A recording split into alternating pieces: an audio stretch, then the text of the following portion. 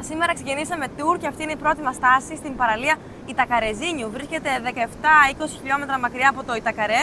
Ήρθαμε με έναν άνθρωπο, με έναν ξεναγό που μας άφησε εδώ και η παραλία έχει μήκος 3,5 χιλιόμετρα. Ναι, είναι μια πανέμορφη παραλία με άγρια πυκνή βλάστηση, άγρια θάλασσα επίσης μπορούμε να πούμε. Είναι γεμάτη με κοκοφίνικες ή μάλλον φίνικες. Βασικά είναι κοκοφίνικες. Για να δούμε. Δεν βλέπω καρύδες. Είναι πάνω, είναι.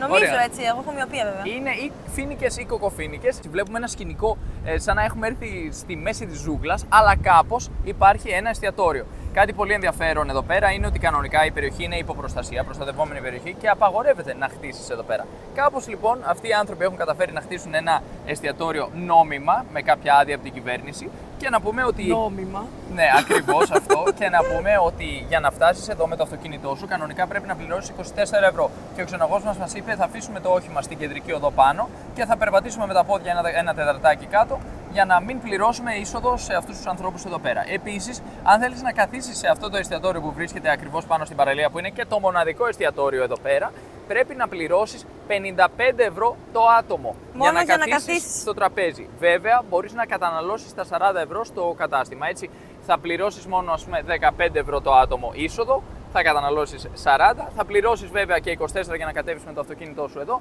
Έτσι καταλαβαίνουμε ότι κάτι ιδιαίτερο έχει γίνει εδώ πέρα. Ναι, είναι το μόνο εστιατόριο χωρίς ανταγωνισμό, κάπως δόθηκε άδεια. Είναι ένα πανέμορφο τοπίο. Όχι! Μ' αρέσει πολύ το τοπίο. Βλέπω ανθρώπους νομίζω που είναι κατά κύριο λόγο τουρίστες από το εξωτερικό. Βέβαια υπάρχουν και αρκετοί τουρίστες εδώ από την Βραζιλία που τους αρέσει κάτι λίγο πιο exclusive, να είναι λίγο πιο απομονωμένοι και να πληρώνουν λίγο έτσι, παραπάνω ας πούμε γι' αυτό.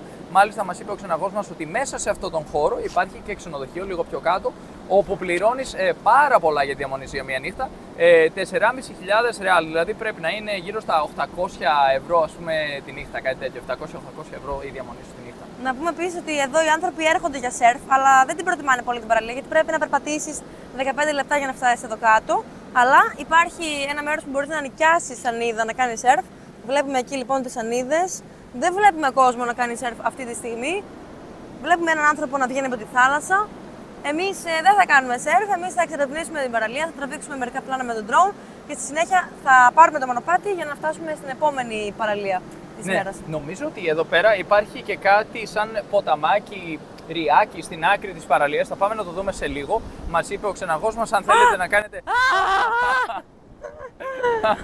Μας είπε ο ξεναγός μας αν θέλετε να κάνετε μπάνιο στη θάλασσα, μπορείτε μετά να ξεβληθείτε εκεί που είναι γλυκό το νερό. Οπότε θα πάμε να ρίξουμε μια ματιά. Κανονικά το tour αυτό συμπεριλαμβάνει μια στάση 50 λεπτών ή μία ώρας εδώ.